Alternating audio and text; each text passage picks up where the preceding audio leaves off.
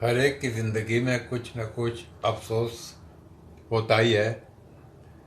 शायद मैंने ये किया होता, शायद मैंने ये न किया होता। ऐसा कोई भी इंसान नहीं है कि जिसकी ज़िंदगी में कोई अफसोस ना हो। It may be related to personal life, education, anything. तो कभी पीछे मुड़ के देखता हूँ मैं कि गानों का शौक तो बचपन से था। गांव में था, बहुत छोटा सा गांव था, बिजली की रोशनी भी नहीं होती थी वहाँ। एक रेडियो था, वो कुछ बजाता था, वो कुछ ऊपर एंटेना लगा के कुछ करंट, वो अपना खुद का विंड मिल होता था ताकि वो यूज टू गेट करंट। अतः रेडियो तो कोई बजा नहीं सकता, ट्रांजिस्टर तो था ही नहीं वो ज़माने में। ये मैं I am talking about the early 40s का दौर। वो बहुत छोटा गांव था। वो गानों का शौक था, कैसे हुआ ये नहीं मालूम। वेकेशन में 4 दिन के लिए बम्बई आता था मैं, और 4 दिन में 3-4 पिक्चरें देखता था।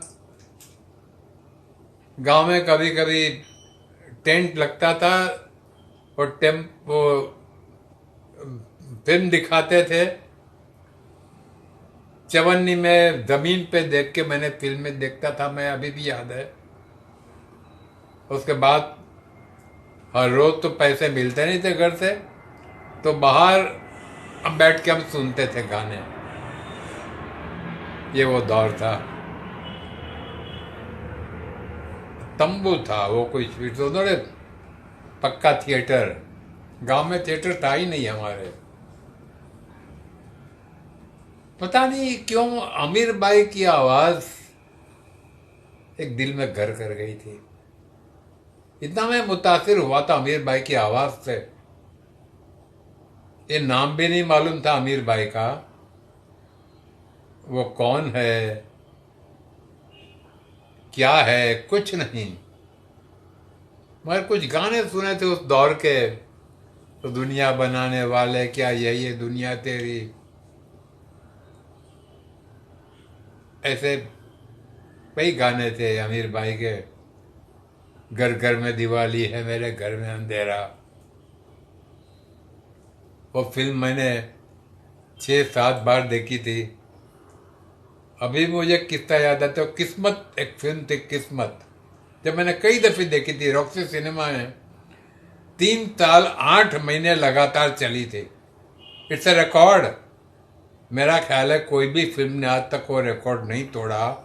अगर आप कहेंगे या कोई कहेगा कि शोले ने तोड़ा, शोले 5 साल से ज़्यादा चली मॉर्निंग शो में, एक ही शो में। और वो भी शायद I don't know regular theatre था कि मिनी थिएटर था। मगर Kismet ran in regular theatre Roxy cinema, 3 show 369 for 3 years and 8 months in Bombay and Calcutta as well. और गानों ने तो कमाल कर दी थी, किस्मत के गाने। महमूद की वो पहली फिल्म थी। वो 6 साल का बेटा था, बाप का बिगड़ा हुआ बेटा, वो घर से भाग जाता है। ये played the role of young Ashok Kumar. तो ये मैं इतना मुतासिर हुआ था। उसमें मुमताज शांति लंगड़ी हो जाती है, कुछ एक्सीडेंट हुआ है, एक्सीडेंट की वजह से वो चल नहीं सकती, लकड़ी के सहारे चलनी पड़ती है। तो स्टेज पे जो गाना गाती है, घर घर में दिवाली है, मेरे घर में अंधेरा, वो सुपर डुपर हिट सॉन्ग। तो क्रचिस के सहारे वो गाती थी। तो मैंने वो फिल्म 3-4 दफे देखी थी। पता नहीं, समझता कुछ नहीं था, मगर I was so much impressed by her, by music, by song.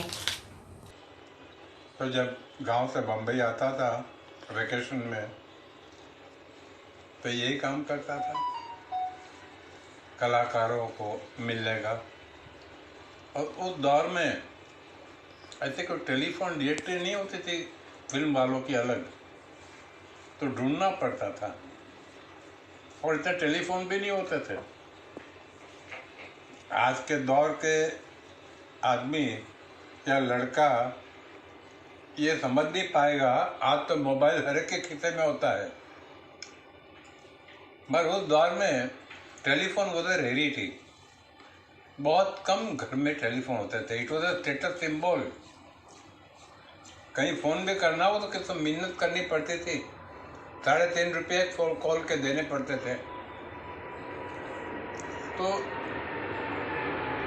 उस दौर में किसी कलाकार की छानबीन करना, इंक्वायरी करना बड़ा मुश्किल काम होता था। तो मुझे इतना तो ज़रूर मालूम था कि फिल्म मैगजीन कहाँ से, इनके दफ्तर कहाँ है। स्पेशली नॉर्थ सिनेमा के कंपाउंड में 2-3 फिल्म मैगजीन के दफ्तर थे, और इर्द गिर्द में और भी थे। तो बद्री कांचवाला और वजू कोटक बड़े मशहूर एडिटर थे, और बद्री कांचवाला तो कैंडल मैगजीन न्यूज़पेपर की टाइप का बड़ा मशहूर होता था। इट वॉज कैंडल मैगजीन, और बातों को इतना चढ़ा बढ़ा के लिखेगा कि गोलपीठा बम्बई में एक बदनाम इलाका है, प्रोस्टिट्यूट का इलाका। तो हेडलाइन थी उसके पेपर की, राज कपूर गोलपीठा पे। तो नेचुरली मैंने पेपर खरीद लिया कि ये क्या बात है, चौंकाने वाली चीज़ है, राज कपूर गोलपीठा पे। फिर न्यूज़ था कि राज कपूर की फिल्म गोलपीठा पे जो थिएटर है उसमें प्रदर्शित होने वाली थी। तो वो दौर था इंफॉर्मेशन के लिए। आज तो इतनी बातें आम हो गई है, मोबाइल है made thing so easy for you कि आपको किसी को पूछने की जरूरत नहीं है। तो मैं कहना मतलब ये है कि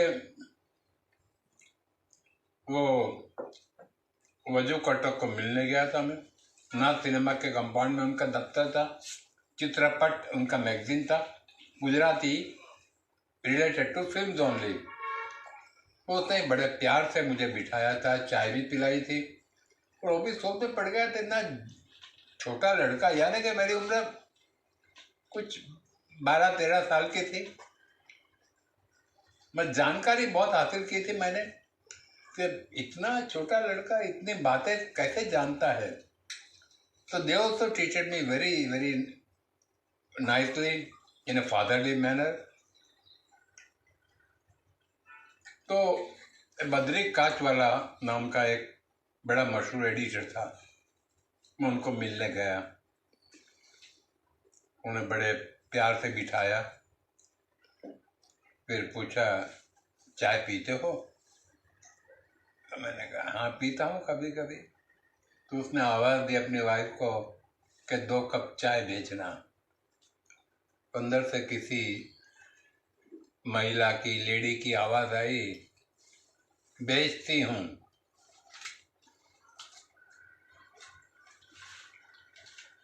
तो कौन थी मुझे नहीं मालूम, मैं समझ गया उनकी वाइफ ही होगी, और वाइफ ही थी। तो 2 कप चाय आई, चाय पी, हम बैठा आधा घंटा, कुछ बातें की, मैं चला गया।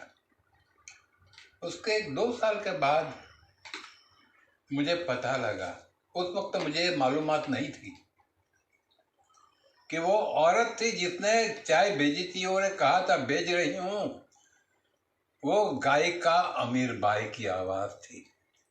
She was the wife of Badri Kanchwala. अरे मुझे इतना अफसोस हुआ कि मेरी फेवरेट सिंगर अमीर बाई बस दूसरे कमरे में ही है, मुझसे सिर्फ 10 कदम दूर है, न मैं देख पाया न मिल पाया। एक अफसोस उम्र भर रहा, जिसका कोई चारा नहीं है। आज तो मैदान खाली है। आज कोई किसी को, कोई कलाकार को मिलना है, जानकारी हासिल करनी है, तो जो कुछ उनके बारे में कहा गया है, लिखा गया है, उसके सहारे उन्हें आगे बढ़ना पड़ेगा, क्योंकि आज एक भी कलाकार मौजूद नहीं है। वक्त की आगोश में सब खो गए हैं।